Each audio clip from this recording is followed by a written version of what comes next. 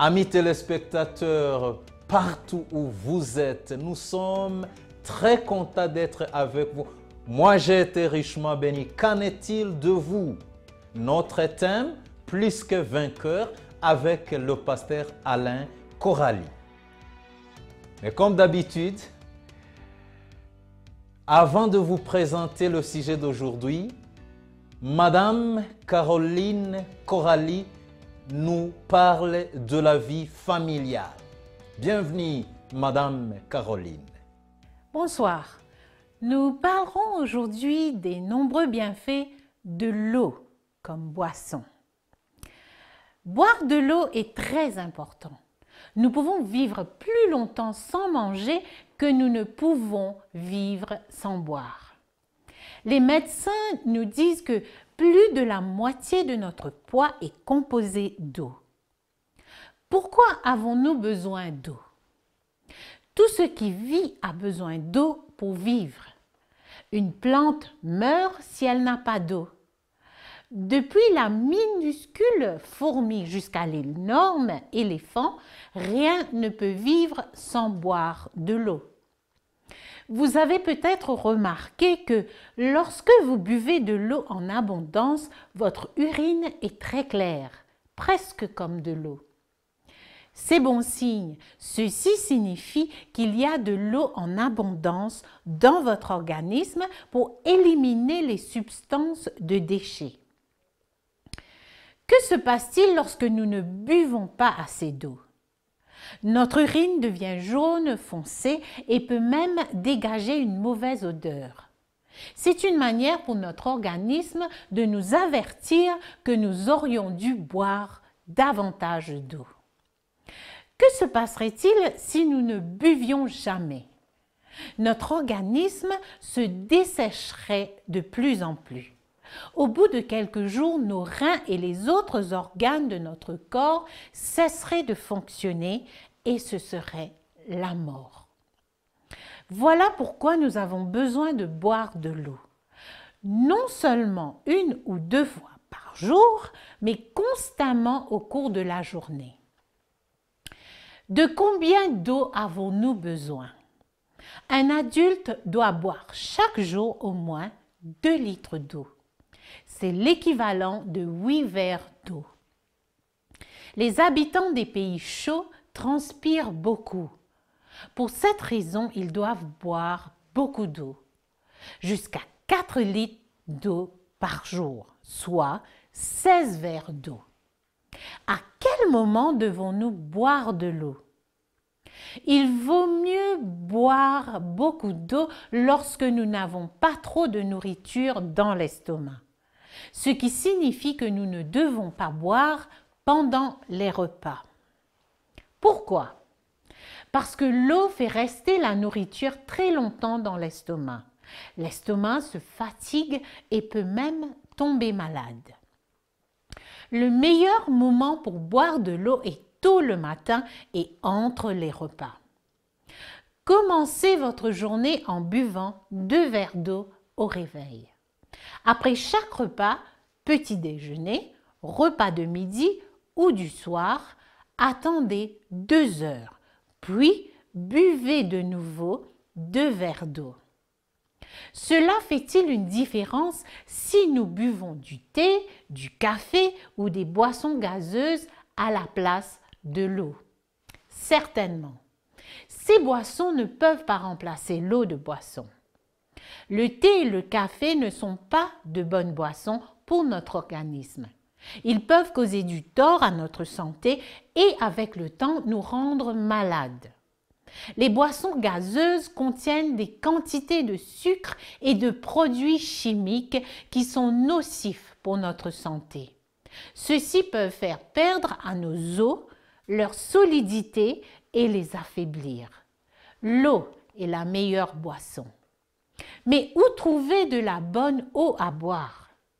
Dans certains endroits, il suffit de tourner le robinet chez soi pour avoir de la bonne eau. Mais de nombreuses personnes vivent dans des territoires dans lesquels il peut être dangereux de boire l'eau amenée par des tuyaux. L'eau peut provoquer de graves maladies si elle n'est pas propre. Comment faire pour rendre l'eau propre? Si votre eau n'est pas sûre, faites bouillir toute l'eau que vous buvez. Il suffit de faire bouillir l'eau pendant 10 minutes pour tuer les microbes qui propagent la maladie. La Bible nous raconte comment, à plusieurs reprises, Dieu a fourni de l'eau pure à son peuple au cours de la traversée du désert. Il prend encore soin de nous aujourd'hui et désire subvenir à tous nos besoins.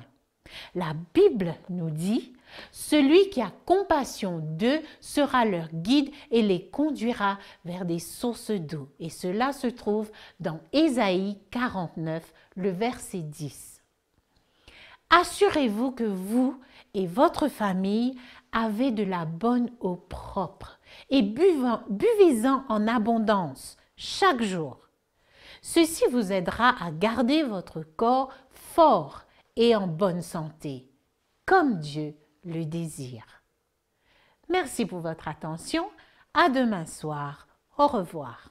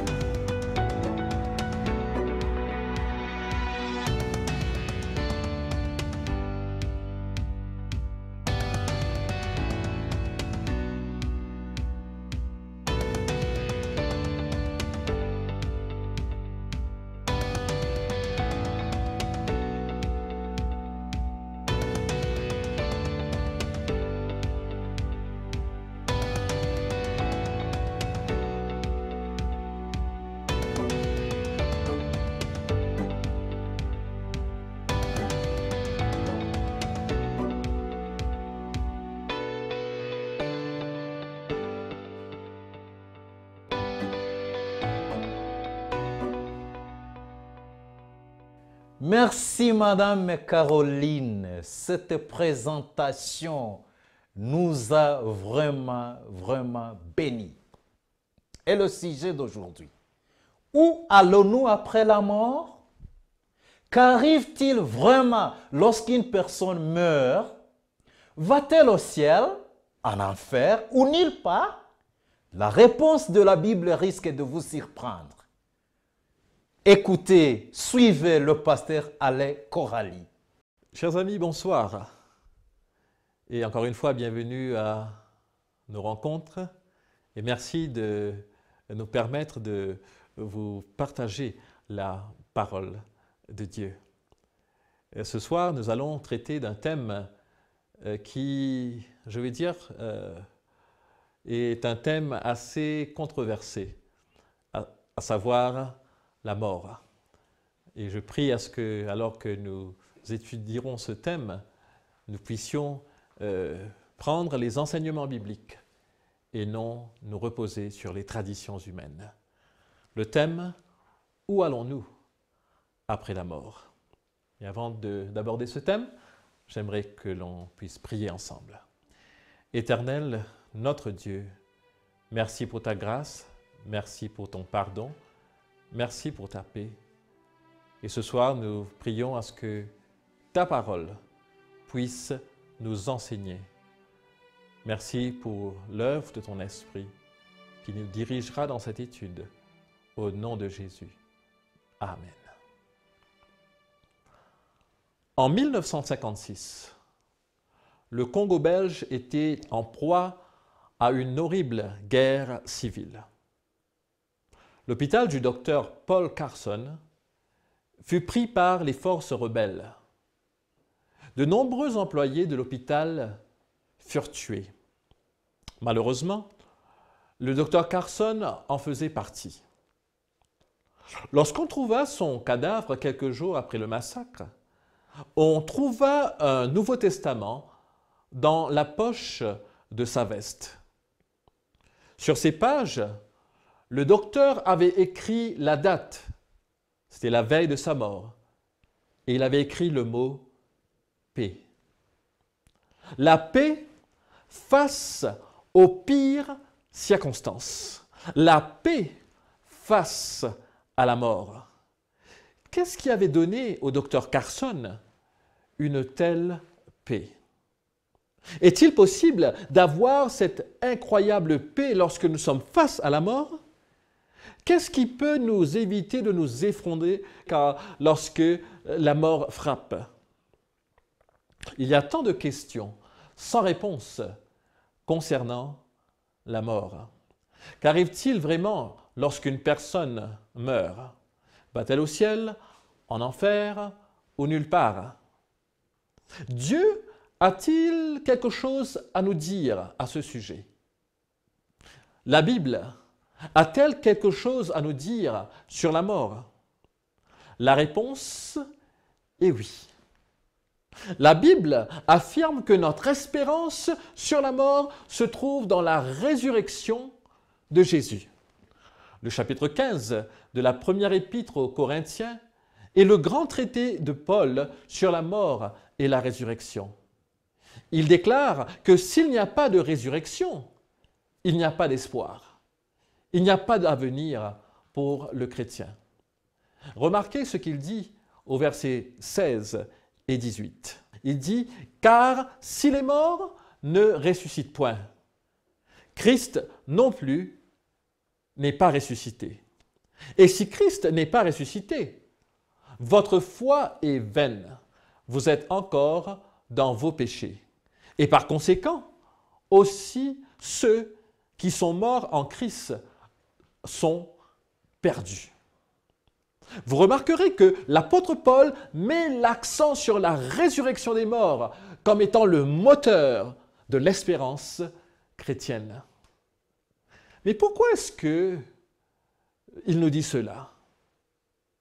Pour comprendre pourquoi il nous dit cela, nous devons comprendre ce que la Bible nous enseigne concernant la mort. Lorsque Dieu créa l'homme, ce n'était pas son intention que quiconque meure. Après avoir créé Adam, Dieu regarda ce qu'il venait de créer et la Bible nous dit dans Genèse 1er, le verset 31, que tout était très bon. Il n'y avait ni mort, ni maladie, ni chagrin sur notre planète avant la chute d'Adam et Ève. Peut-être vous souvenez-vous ce que Dieu avait dit à l'humanité. L'Éternel donna cet ordre à l'homme. Genèse 2, versets 16 et 17. « Tu pourras manger de tous les arbres du jardin, mais tu ne mangeras pas de l'arbre de la connaissance du bien et du mal.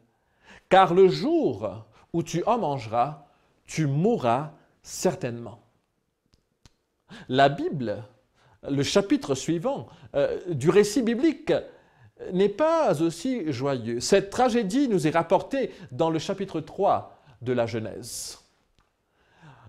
Le diable, utilisant le serpent comme médium, apparut à Ève et la tenta pour l'amener à désobéir à Dieu en mangeant du fruit défendu. Et lorsque Ève expliqua au serpent que Dieu leur avait dit de ne pas manger du fruit de cet arbre de peur qu'il ne meure, le serpent dit à la femme, le verset 4, « Vous ne mourrez point. » Nous retrouvons ici le premier mensonge rapporté par la Bible concernant la mort. Deux voix sont opposées. Dieu dit dans Genèse 2, verset 17, « Le jour où tu en mangeras, tu mourras certainement. » Mais Satan dit, dans le chapitre 3, le verset 4, « Vous ne mourrez point. » Malheureusement, le premier couple préféra la voix de l'ennemi à la voix de Dieu. Et c'est ainsi que la mort s'étendit à toute l'humanité. Dieu dit alors à Adam dans Genèse 3, le verset 18 et 19, nous lisons « Tu mangeras de l'herbe des champs. C'est à la sueur de ton visage que tu mangeras du pain, jusqu'à ce que tu retournes dans la terre d'où tu as été pris. Car tu es poussière et tu retourneras dans la poussière. » Nous avons ici la clé qui nous permet de comprendre ce qu'est la mort. La Bible nous dit que l'homme devait retourner à la poussière dont il avait été pris. Pour bien comprendre la vérité au sujet de la mort selon la Bible, commençons d'abord par voir comment nous avons été créés.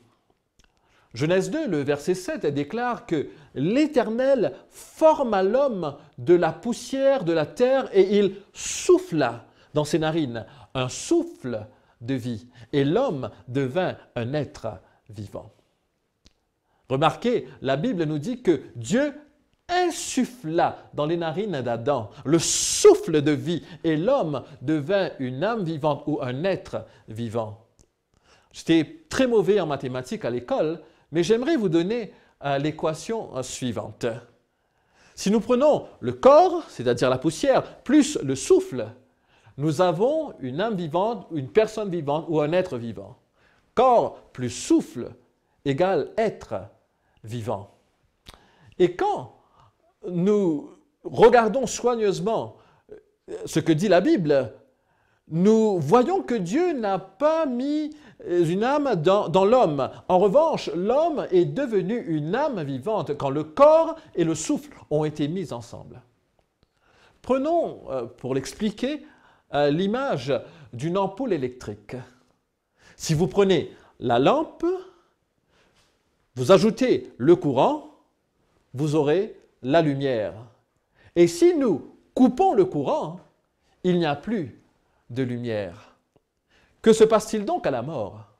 La mort, c'est l'inverse de la vie. La mort est le contraire de la création. Ecclésiaste 12, le verset 9, nous dit ceci. « Avant que la poussière retourne à la terre comme elle y était, et que l'esprit retourne à Dieu qui l'a donné. » En d'autres mots, personne vivante, retirer le souffle nous donne la poussière, le cadavre. Dans Genèse 2, le verset 7, il est indiqué que Dieu a donné le souffle, c'est-à-dire l'esprit. Et dans Ecclésiaste, il indique que l'esprit, le souffle, retourne à Dieu. C'est la chose que Dieu a donnée à l'origine, mais qui retourne vers lui à la mort, ce souffle de vie. Il nous est dit dans la Bible que même l'esprit des animaux retourne à Dieu à la mort. Nous lisons ainsi dans Ecclésiaste, le chapitre 3, le verset 19 et 20. « Car le sort des humains et le sort de la bête ne sont pas différents. L'un meurt comme l'autre, et ils ont tous un même souffle. Et la supériorité de l'homme sur la bête est nulle, car tout est vanité. Tout va dans un même lieu. Tout provient de la poussière, et tout retourne à la poussière. » Ce qui retourne à Dieu n'est pas quelque chose qui vit, en d'autres mots. C'est simplement le souffle de vie. Jetons un coup d'œil sur un autre texte, le psaume 146, le verset 3 et 4. Il nous est dit, « Ne vous confiez pas aux grands, aux fils de l'homme, qui ne peuvent sauver. Leur souffle s'en va. Ils rentrent dans la terre et ce même jour, leurs desseins, c'est-à-dire leurs plans, périssent. » Ceci est en accord avec ce qu'a dit Salomon dans Ecclésiaste, le chapitre 9, le verset 5 et 6. Il est dit « Les vivants, en effet, savent qu'ils mourront, mais les morts ne savent rien. Et il n'y a pour eux plus de salaire, puisque leur mémoire est oubliée. Et leur amour, et leur haine, et leur envie ont déjà péri. » Dans la mort, toutes nos pensées et tous nos sentiments en viennent à une fin. Cet enseignement biblique est extraordinaire. Car comment croire en un Dieu d'amour qui permet à des croyants décédés d'assister au malheur qui frappe ceux qu'ils aiment et qu'ils ont laissés sur cette terre?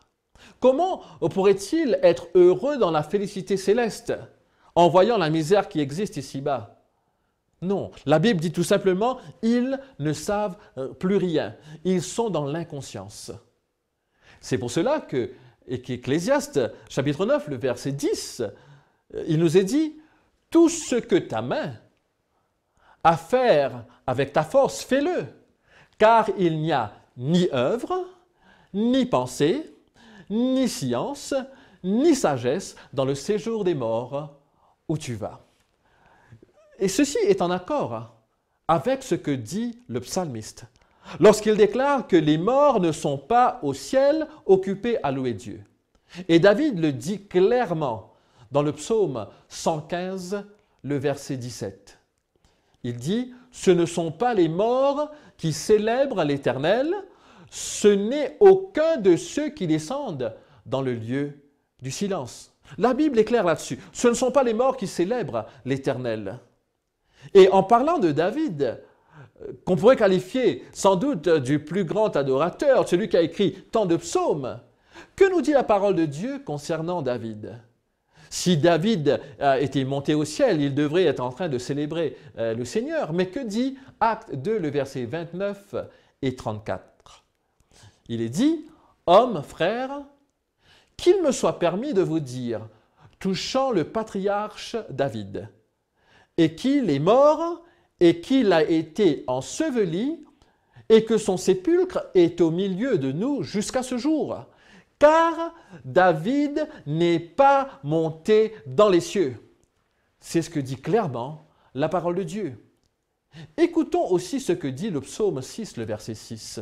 « Est-ce pour les morts que tu fais des miracles? Les morts se lèvent-ils pour te louer? Parle-t-on de ta bonté, de ta fidélité dans le sépulcre ?» Dans la Bible, on retrouve plus de 800 fois le terme « nefesh » ou « âme vivante ». Et ce terme n'est jamais accompagné de l'adjectif « immortel » ou d'un équivalent. L'âme immortelle n'est pas un enseignement de la Bible. Cette notion vient tout droit du paganisme. Les Saintes Écritures sont claires à ce sujet. Seul Dieu est immortel. Citons par exemple 1 Timothée 6, le verset 15. Quand il est dit « Le roi des rois, le Seigneur des seigneurs, qui seul possède l'immortalité. » Pour ce qui concerne l'homme, créature de Dieu, l'immortalité sera un cadeau que Dieu en Jésus fera le moment venu à ceux qui l'auront pris pour amis.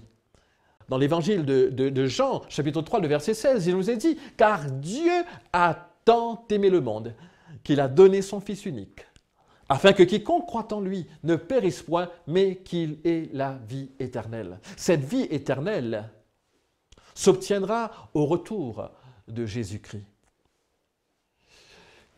Qu'arrive-t-il à l'âme qui pêche selon la Bible? Nous lisons dans Ézéchiel 18, les versets 4 et 20. « Voici toutes les âmes sont à moi. L'âme du Fils comme l'âme du Père, l'une et l'autre sont à moi. L'âme qui pêche, c'est celle qui mourra. » Verset 20. « L'âme qui pêche, c'est celle qui mourra. » Une répétition de la même chose. Et c'est là une déclaration claire de l'Écriture, que si une âme, c'est-à-dire si une personne pêche, elle mourra. Et c'est pour cela que l'apôtre Paul dit aussi, le salaire du péché, c'est la mort. Et tous ont péché et sont privés de la gloire de Dieu. Donc, qu'est-ce que la mort? Comment est-ce que la Bible décrit la mort? La Bible compare la mort, chers amis, à un sommeil. Cette image du sommeil de la mort apparaît plusieurs fois dans la parole de Dieu, aussi bien dans l'Ancien Testament que dans le Nouveau Testament. Par exemple, Job 3, le verset 13. « Je serai couché maintenant, je serai tranquille, je dormirai, je me reposerai. » Psaume 13, le verset 4. « Afin que je ne m'endorme pas du sommeil de la mort. » 1 Roi 2, le verset 10. David se coucha avec ses pères, en parlant de sa mort. Daniel 12, le verset 2, « Plusieurs de ceux qui dorment dans la poussière de la terre se réveilleront, les uns pour la vie éternelle, les autres pour l'opprobre et la honte éternelle. » Tout l'enseignement de la Bible est ici mis en évidence. La mort est un sommeil, un état d'inconscience qui durera jusqu'au retour de Jésus, quand il viendra mettre un terme à ce monde de misère. La Bible nous dit qu'il n'y a qu'une seule espérance, la résurrection. Et cette espérance transpire dans la Bible tout entière. Paul dira même que si les morts ne ressuscitent pas, Christ non plus n'est pas ressuscité. Notre foi est donc vaine. Mais Christ est ressuscité. Et Christ ressuscité est une vérité fondamentale. Dans 1 Thessaloniciens 4, le verset 14, il nous est dit « Car si nous croyons que Jésus est mort et qu'il est ressuscité, croyons aussi que Dieu ramènera par Jésus et avec lui ceux qui sont morts. » La résurrection est l'espérance chrétienne au problème de la mort. Si les morts sont déjà au ciel quand ils meurent, il n'y a plus besoin de résurrection, n'est-ce pas? Quelle serait alors l'utilité de la résurrection si les gens sont déjà au ciel? La résurrection est l'espérance et la bienheureuse espérance du chrétien. Et ceci est illustré clairement dans l'évangile de Jean, le chapitre 11. Un jour, alors que Jésus et ses disciples étaient près du Jourdain, il reçut un message urgent de ses amis, lui apprenant que Lazare était gravement malade. Mais il resta encore 2 jours de plus là où il se trouvait. La Bible nous dit que Jésus-Christ dit à ses disciples, au verset 11, il leur dit « Lazare, notre ami, dort, mais je vais le réveiller. » Le verset 12 nous dit « Les disciples lui dirent « Seigneur, s'il dort, il sera guéri. » Verset 13, Jésus avait parlé de sa mort, mais ils crurent qu'il parlait de l'assoupissement du sommeil. Alors Jésus leur dit ouvertement, Lazare est mort. Remarquez qu'au verset 11, Jésus dit, Lazare, notre ami, dort, et au verset 14, Jésus dit, Lazare est mort. Jésus compare donc la mort à un sommeil. La Bible dit qu'ils se rendirent à Béthanie où habitait cette famille. Et alors qu'ils approchaient du village, Marthe arriva en courant à leur rencontre. Et le verset 21 nous dit, Marthe dit à Jésus, Seigneur, si tu eusses été ici, mon frère ne serait pas mort. Et elle avait raison. Et au verset 22, Maintenant même, je sais que tout ce que tu demanderas à Dieu, Dieu te l'accordera. Et Jésus, au verset 23, lui dit, ton frère ressuscitera. Remarquez la réponse de Marthe. Je sais, lui répondit Marthe, qu'il ressuscitera à la résurrection au dernier jour. Marthe assura Jésus qu'elle s'attendait à revoir Lazare le jour de la résurrection, à la fin des temps. Mais Jésus allait donner un spectaculaire aperçu de cet événement. Et Jésus lui dit clairement, verset 25, « Je suis la résurrection et la vie. Celui qui croit en moi vivra, quand même il serait mort. » Vous connaissez sans doute la fin de l'histoire. Jésus se présenta au tombeau de Lazare et il demanda qu'on roule la pierre. Et le verset 43 nous dit, ayant dit cela, il cria d'une voix forte, « Lazare, sors !» Et la Bible nous dit, et le mort sortit, les pieds et les mains liés de bandes et le visage enveloppé d'un linge.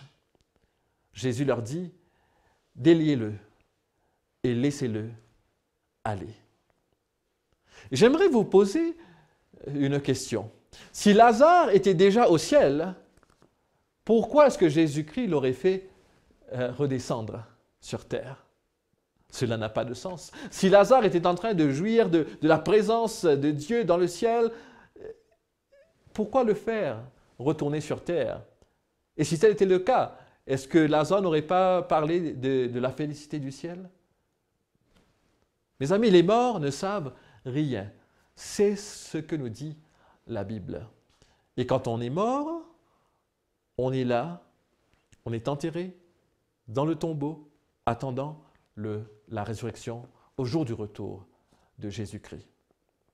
Mais quelqu'un peut-être se pose la question et se dit, mais que penser de la promesse de Jésus aux brigands sur la croix? Que voyons-nous dans Luc 23? Alors qu'il était crucifié aux côtés de Jésus, sachant qu'il allait mourir, la Bible nous dit dans Luc 23, le verset 42, il dit à Jésus, « Souviens-toi de moi quand tu viendras dans ton règne. » Et au verset 43, Jésus lui répondit, « Je te le dis en vérité, je te le dis en vérité, aujourd'hui tu seras avec moi dans le paradis. » Certains pensent que Jésus promettait aux brigands repentants qu'il irait immédiatement au paradis. Mais Jésus n'y alla pas immédiatement lui-même lorsqu'il mourut. La Bible nous dit que ce jour-là, un vendredi, il fut enseveli dans une tombe empruntée. Le dimanche matin, après sa résurrection, il apparut à Marie qui voulut l'adorer, qui voulut le toucher, mais il l'empêcha de le faire parce qu'il n'était pas encore monté au ciel. Nous lisons dans Jean, le chapitre 20, le verset 17. « Je ne suis pas encore monté vers mon Père. » C'était le dimanche matin. Et il déclare qu'il n'est pas encore monté auprès de son Père. Il ne pouvait pas donc être au paradis le vendredi. Chers amis, il faut savoir qu'en grec, il n'existe pas de virgule. La langue du Nouveau Testament, c'est le grec. Et malheureusement, les traducteurs ont mis la virgule à la mauvaise place. Laissez-moi vous donner un exemple pour le prouver. Je vais mettre deux phrases devant vous sur votre écran. La première, c'est l'heure de manger, les enfants. La deuxième, c'est l'heure de manger, les enfants. Vous voyez la différence? Une virgule mal placée peut avoir des conséquences vraiment désastreuses, n'est-ce pas? Jésus lui répondit, « Je te dis en vérité, aujourd'hui tu seras avec moi dans le paradis. » La virgule est mal placée. Mais écoutez maintenant si la virgule était placée au bon endroit. Jésus lui dit, « Je te le dis en vérité, aujourd'hui, tu seras avec moi dans le paradis. » Vous voyez la différence? Je te dis la vérité, cette vérité aujourd'hui même. Tu seras avec moi, futur, dans le paradis. C'est la différence que nous voyons ici. Chers amis, l'espérance du chrétien est la résurrection. Celle-ci aura lieu à la seconde venue du Christ. Tel est le message réconfortant que l'apôtre Paul partagea avec les premiers chrétiens. Et c'est pour cela qu'il dit dans 1 Thessaloniciens, le chapitre 4, le verset 13, « Nous ne voulons pas, frères, que vous soyez dans l'ignorance au sujet de ceux qui sont décédés, afin que vous ne vous affligiez point comme ceux qui n'ont point d'espérance. » Et le verset 16, il dit, « Car le Seigneur lui-même a un signal donné à la voix d'un archange, et au son de la trompette de Dieu descendra du ciel, et les morts en Christ ressusciteront premièrement. C'est là la parole claire et nette de la parole de Dieu. Et Paul décrit en détail les événements qui se dérouleront au moment du retour de Jésus-Christ.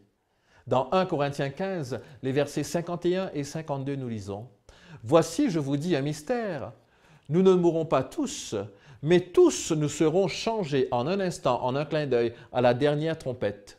La trompette sonnera, et les morts en Christ, les morts ressusciteront incorruptibles, et nous serons changés. » Puis Paul nous dit comment nous serons changés. Les versets 53 à 55. « Car il faut que ce corps corruptible revête l'incorruptibilité, et que ce corps mortel revête l'immortalité.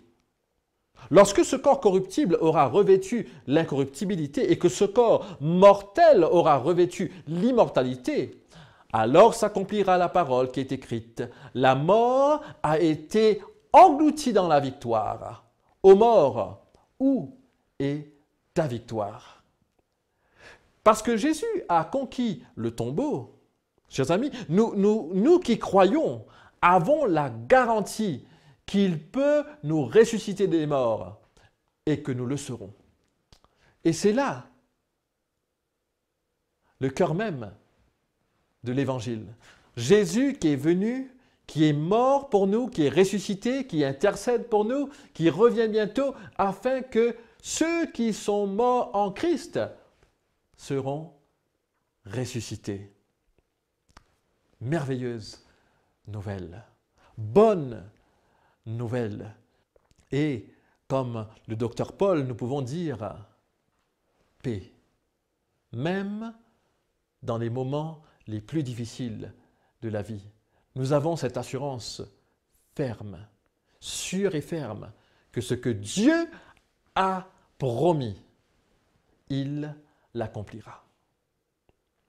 Dans un cimetière de Hanovre en Allemagne, se trouve une tombe sur laquelle ont été placées d'énormes plaques de granit et de marbre collées ensemble et fixées par de lourdes chaînes en acier. Elle appartient à une femme qui ne croyait pas à la résurrection des morts. Pourtant, bizarrement, elle prescrit dans son testament que sa tombe soit rendue si sûre que s'il y avait une résurrection, elle ne pourrait pas l'atteindre. Et sur le marqueur étaient inscrits ces mots « Ce lieu de sépulture ne doit jamais être ouvert. » Au fil des temps, une graine recouverte par les pierres commença à pousser. Et lentement, elle se fraya un chemin à travers le sol et sortit de dessous les pierres.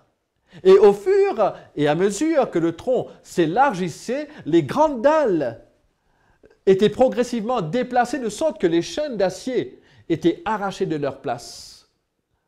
Une minuscule graine était devenue un arbre qui avait repoussé les pierres. Chers amis, la force de vie contenue dans cette petite graine est un faible reflet de l'immense puissance de la parole créatrice de Dieu, qui un jour appellera à la vie les corps de tous ceux qui sont dans leur tombe. Il ramènera également toute personne noyée en mer, incinérée ou détruite d'une autre manière. L'incrédulité ne peut pas empêcher la résurrection. Mais la foi dans le Christ ressuscité ouvre la porte aux bénédictions que sa résurrection garantit. Un corps nouveau, spirituel, glorieux et une maison dans le ciel. Et dans ce moment, ce sera un moment extraordinaire. Essayez d'imaginer, de voir ceux qui sont morts en Christ être ressuscités, sauvés, aimés pour l'éternité. Chers amis, l'espérance du retour de Jésus-Christ est la pierre angulaire de la foi chrétienne. Il est important de se rappeler que ce Jésus-Christ qui est mort sur la croix pour payer nos fautes, nos péchés, ce Jésus-Christ qui est ressuscité du tombeau, ce Jésus qui intercède dans le sanctuaire céleste, ce Jésus qui reviendra dans la gloire, est celui qui a la parole de vie et qui pourra appeler au réveil, à la vie, à la résurrection, ceux qui sont morts en lui. Et ce soir, chers amis, pourquoi ne pas faire connaissance? Pourquoi ne pas mieux connaître ce Jésus-Christ qui a le pouvoir de briser les chaînes de la mort? Ce Jésus vous tend les bras aujourd'hui.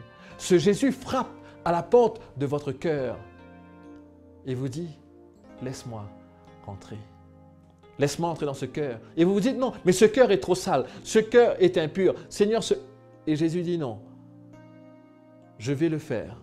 S'il est sale, je le purifierai par mon sang. S'il y a du désordre dans ce cœur, je mettrai les choses en place. Fais-moi confiance. Je veux te bénir. Je veux te transformer. Je veux te changer. Je veux te sauver.